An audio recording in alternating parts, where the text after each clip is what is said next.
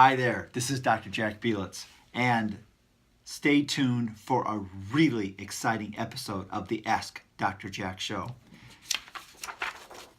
We have for you some amazing information that is going to thrill to death those of you who like to let loose a little bit and the A-listers out there. We are talking today about diabetes, and a new study was just released. And the study was entitled, Can Drinking Prevent Type 2 Diabetes? Researchers had the question, what is the relationship between drinking alcohol and diabetes? So instead of just creating their own study, which, let's face it, is pretty time-consuming and, most importantly, very expensive, what they did was they did a meta-analysis of data that was already there. In other words, they took a look at previous studies and the data those contained and kind of combined them all. Now, this particular meta-study looked at 38 other studies, and therefore, they studied almost 2 million men and women.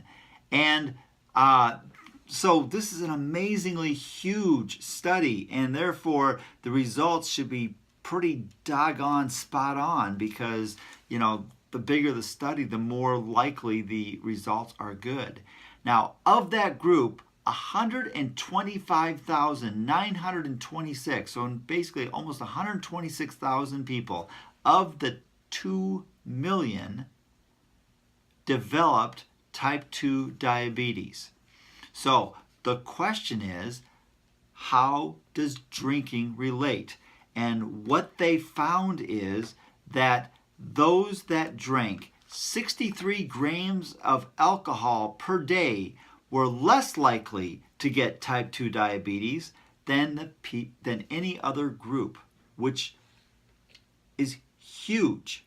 All right, so you're doing a better job of avoiding type 2 diabetes if you do drink than if you don't. Now, there was one group that scored a little bit higher, and that was the group that drank less than 10 to 14 grams per day. So they were still drinking, just not quite as much. So what does all that mean? I mean, because what is 63 grams of alcohol? Well, here's the good news. 63 grams of alcohol is 18 ounces of wine, 45 ounces of beer, and 2.5 ounces of liquor. So that is a pretty decent amount of alcohol to be consuming and still doing your body some good. Now,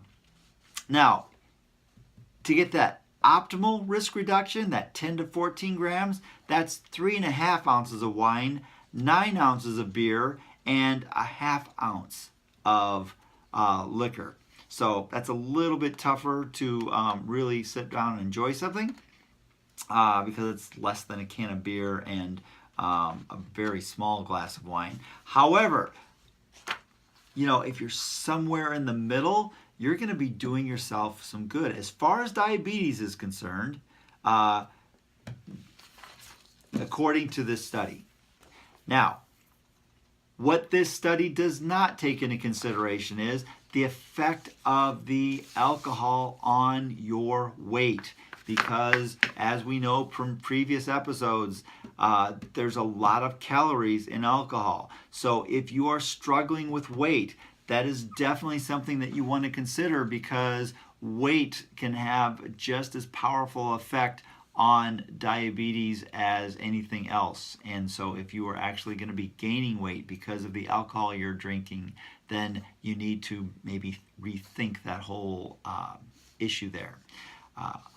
However, if you are having challenges with weight and you would like some help, we have had an amazing track record here at the office. So give us a call at 402-333-4848 and let's talk and see where your challenges are, and we can give you some awesome information and suggestions, and even track your program depending on what you want to do.